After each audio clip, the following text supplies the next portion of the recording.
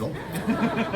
Because I've been waiting, because I didn't know I was coming back. So when I found out I was coming back, I was very, very excited. And then when I got the script through, I was on my phone on my way to Zumba class, and sort of leafing through it, and then the dying happened.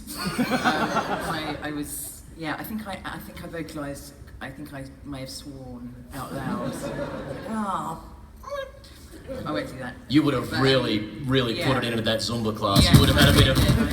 some issues, but yeah, so yeah. But then I got the chance to come back again. What's that like, the moment you realise that it's not all over? It's nice. We're going to go to the audience in a couple of seconds, so when people start moving around with their handheld microphones, make sure you get their attention if you'd like to ask questions of the panel. I've been asking about these guys' early days and that, compared to now, and the nerves and the feelings. What about as showrunner, the first time you're completely in control? Can you take us back to that stage for you, and is that a nerve-wracking experience? It was. It's constantly nerve-wracking, but the workload sort of takes care of that. You don't have time for it. It was, being offered the job was the weird one, because a few weeks before I'd been chatting to David Tennant, and I said to him, "What was it like when you were offered Doctor Who?" And he said it was really, really confusing. And I said, "I bet it wasn't, you liar. I bet you were just really excited." And then a few weeks later, I was offered the showrunner job, and I did hesitate for quite a long while, because I already had a really good job in Doctor Who. I liked my job in Doctor Who. I turned up once a year, wrote a story, waved at the crowd, and went off again. It was great. Nothing wrong with that. And you got to go to the pub with the other writers while Russell sat in a cold room somewhere, typing and crying into the night. I used to see him, and I'd go off with Mark and the others saying, "Oh, there's Russell, he's still working. We're not, hooray." Exploding. It's something.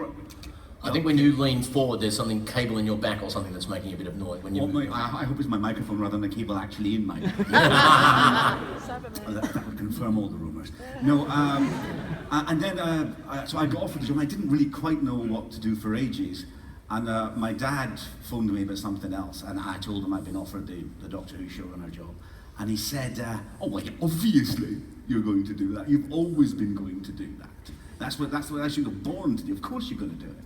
And I said, I don't know. Why would I know that? He said, "I'm going to send you a photograph."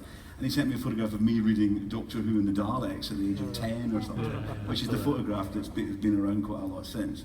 And I thought, yeah, look at that face. That is the face of a young boy without a life who is going to devote his entire time to making up imaginary monsters. Yep. Give in. Look at that hair. It's not doing anything else, is it? So just before we go to the audience, with each of you, in these roles that you inhabit, you start off with a degree of excitement and trepidation, but is there a moment when you feel, yes, I belong, this is right? Do you first moment in that role feel, yes, I am the showrunner, or does it take a while before you feel you... Hasn't happened yet.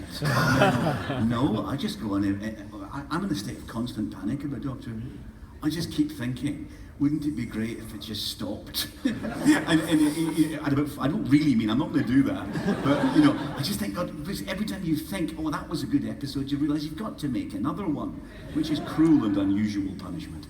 So that, I never feel like that. I always feel completely inadequate to the task. There's your quote for the day. I am completely inadequate to my job. So I never feel that. And I feel like a fraud at every tone meeting, every read-through.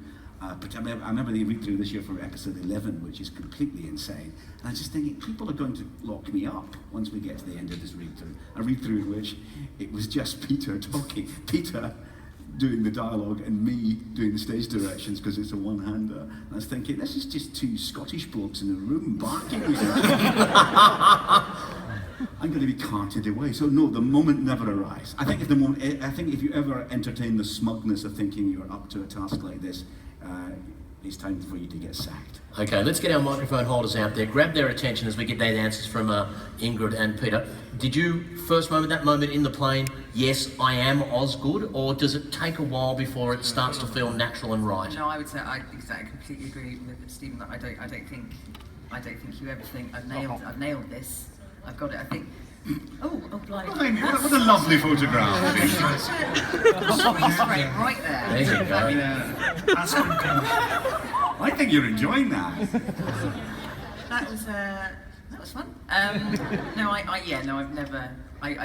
have never thought nailed it. In fact, quite the opposite. I find it very hard to watch myself do anything. So, Really? yeah, no, I can't watch it. I find it very hard. So, I don't know what you must all feel. I think she goes all right. What do we think, no. Sydney? Yeah.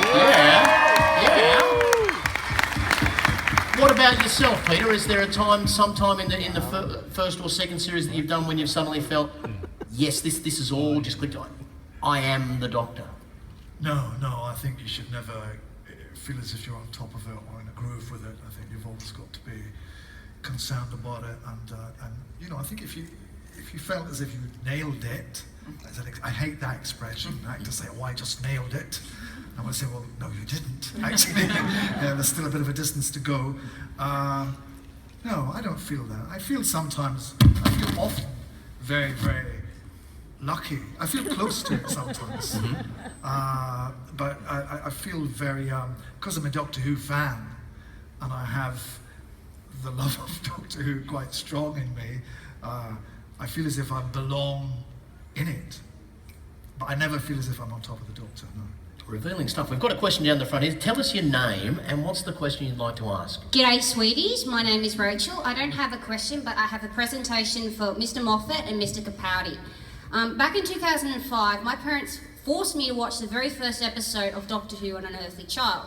And since then, I've been watching all the classic eras, and my parents wouldn't let me watch the 2005 version of Rose, because they thought I was scared. A couple of years later, we were watching Before the Flood, and my parents were the ones who were scared, not me. My dad turned to me and he said, "Aren't you scared of this?" And I just shrugged my shoulders and said, "You get used to it." But Doctor Who has helped me a lot. I have high functioning autism, which Doctor Who has helped me find a social group. Doctor Who to me is family. It helps me to bring out the nerdism in me.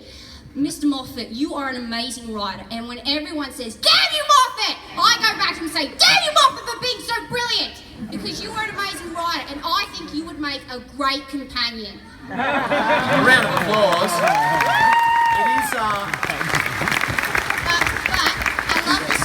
love the Sonic sunglasses, and ever since they made their debut, I've been playing Sunglasses at Night by Corey Hart ever since that debut, which actually does make sense. Capaldi, you are an amazing Doctor. It makes me proud to feel Scottish, because I'm a Scottish ancestor of the MacLeod clan. It's nice seeing two Scotsmen. So to give to you, I have got 2 Australian Akubra hats. you want to pass them up. Good on you. Give her a round of applause. That's wonderful. Wonderful stuff. There you go. Have your Akubras. Thank you so much. When you realise that about the impact that the show has and the communities that it creates, look at you. You look all right, Ingrid. You want to be able to place on a sheep station there. Look at you cowboy. Look at you, the lone gunslinger who's come out of retirement to sort out this town. That's what you look like. So when you realise that within the Whovians there are these communities and people, social groups and networks and friendships that built up through it all, it must be a powerful thing to realise. Well, I mean, I realised it because I was part of it before I was involved in Doctor Who at all. I've always been a Doctor Who fan, so all my friends are Doctor Who fans. That's how I met people. So it's not a new experience for me. It's an odd community to explain to people outside of it. I remember someone asked me, what's it like knowing in San Diego when we went there that all those people were queuing up overnight and sleeping in the sleeping bags to see your panel? And I said, the point isn't the panel, the point is the overnight in the sleeping bags outside. It's the formation of that community. Doctor Who is glorious to be making the show that people gather around, but the gathering is more important. The friendships and the romances that are happening are more important than the show itself. So that's a wonderful thing. Beautifully said. What would you like to ask over there? I was like, I have 2 small questions. My name's Siobhan, and I'm dressed as the 6th Doctor. I've got a question. Thank you. I didn't know Colin was in. You do now. I have 2 small questions. One of them is, what have been individually like your favourite episodes to do and for Moffat for you to write? And can you tell us of any sort of funny things or jokes that you've done on each other on set? Moffat might have a little bit more experience with this one. Okay, so any individual favourite show or moment, and if there's any practical jokes, pranks that take place on the set. What he I think it's always very difficult to say what your favourite episode is, because it suggests that the other ones are least, are not as, you don't like the other ones as much. Because I'm a Doctor Who fan, I'm just blessed. Every single episode I do, I just feel grateful to be there, and I love doing it. So I think they all have fantastic things in them. But there are ones that I particularly, I think enjoy the whole shape of. And I loved Listen. I thought Listen was a fabulous episode. It was very original and strange, and I loved the monster and all the ideas in it. I love episode 12 of this season, which hasn't gone out. Trust you, it's an absolute corker. Yeah. Spoilers. With your writing, you are so busy and so consumed in it, do you get a chance to look back on particular bits of writing and feel that that's me at my best, or I'm particularly proud of that, or is it all just function and form and sort of feeding the beast? Feeding the beast. I don't know that I actually do look back at them very much. I get obsessed with each episode up until the point it goes out. Like, I'm obsessed at the moment entirely with Face the Raven. That's all I'm thinking about, is what are people going to think about this, because it's the next one. And then, I know it sounds terrible, but I sort of never see it again. It sort of goes away, and I'm worried about the next one and the next one. Because you have to be going forward when you make a show like this. It's all about, is the next episode going to cut it? Is it going to be great? As for favourites and so on, I can't really say that. There are ones I'm proud of, but I try to be proud of all of them. And certainly in terms of ones I actually wrote, you don't have favourites in your own writing. There are ones I think I've done better than others. Obviously, I think probably the ones I did, like Blink is a good one, Day of the Doctor's a good one. But it's very hard to make. And as for funny things that happen, mostly they don't. I hate to tell you. Mostly funny things don't happen. And when you say, it was really hilarious, he fell over, you think, that's not an anecdote, is it? That's just something falling over. So not a lot of things that we find funny, because it's a long day, but it's not endless hilarity. But let me ask Ingrid, when you're there in cast on day, lots of people around, people we would have seen on screen, who's someone who is off screen really amusing or funny or a bit out there or a bit different, or just tells a great story or keeps the spirits up a bit on a long, relentless day's filming? Of the people you've interacted with, major or minor characters, who do you really just bristle at the company of? None of them. Everyone's very dour. There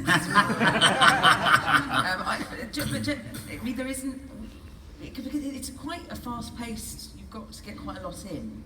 So I think if we were there putting whoopee cushions underneath each other and all that stuff, I think you wouldn't be very popular. There aren't a lot of gags. No. Although Jenna did once.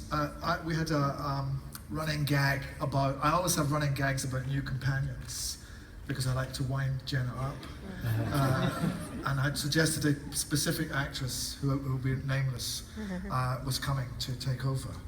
And we were filming a scene in the TARDIS, and I turned to look at Jenna, and she was wearing a mask of that specific actress, which she had made. And I didn't laugh. Nobody laughed. What would you like? Oh, yeah, sorry, Ingrid's got yes. I was going to say, actually, I've just remembered, and Gemma Redgrave, who plays Kate Stewart. Yes. I'd forgotten this. She has the most extraordinary laugh I've ever heard. Yes. It brings the whole studio to a standstill. A sort of a cackle or a guffaw? Or... It's